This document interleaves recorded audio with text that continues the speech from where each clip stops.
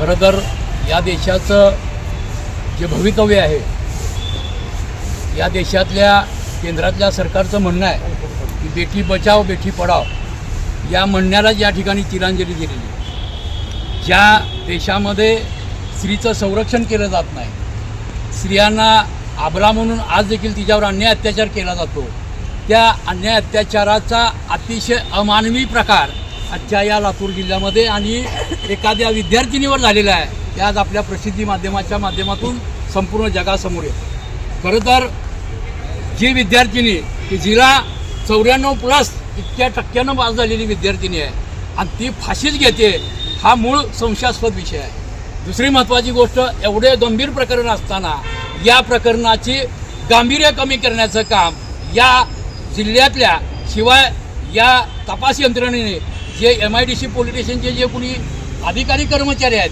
त्यांनी हा पूर्ण तपास या प्रकरणाचं गांभीर्य पूर्णपणे कमी केलेलं आहे।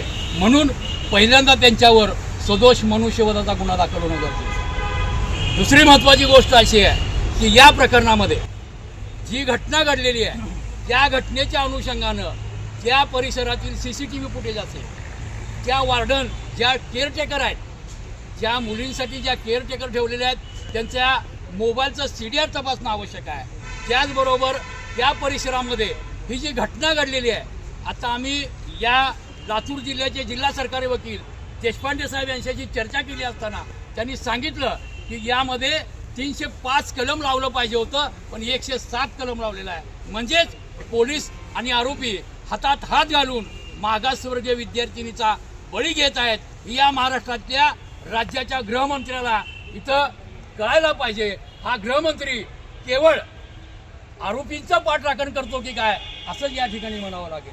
कारण या राज्यातला पोलीस अधिकारी आज या महाराष्ट्रामध्ये वेगवेगळ्या जिल्ह्यात जर पाहिलं तर केवळ गुन्हे दाखल केले जातात, ते बी उशिरानं गुन्हे दाखल केले जातात, एका दुसरा आरोपी अटक केला जातो आणि तपास चालू आहे या नावाखाली ते प्रकरण दाबलं जातं। पुन्हा त्याच्यावर कोणतीही कसली कारवाई केली जात नाही। केवळ आणि केवळ राजकीय दबावापोटी जो फिर्यादी आहे त्याला दबाव आणून अशी प्रकरणं दाबली जातात। यापूर्वी सोलापूर जिल्ह्यातलं नरबळी प्रकरण झालं की जो नरबळी 14 वर्षाच्या मुलाचा नरबळी, तो देखील पोलिसांनी पत्रकारांना चुकीचा मेसेज देऊन, चुकीची बातमी देऊन ते प्रकरण डायव्हर्ट करण्याचं काम केलं। तसाच प्रकार या प्रकरणामध्ये दिसून येतो। म्हणून या संपूर्ण प्रकरणाची SIT चौकशी होणं गरजेचं आहे। नसेल तर संपूर्ण महाराष्ट्रातला बहुजन समाज मुलींच्या संदर्भाने, विद्यार्थी असतील, मुली असतील, महिला असतील, ह्यांच्यावर होत असलेल्या सततच्या अन्यायाच्या विरोधात रस्त्यावर उतरून या सरकारला जाब विचारल्याशिवाय राहणार नाही।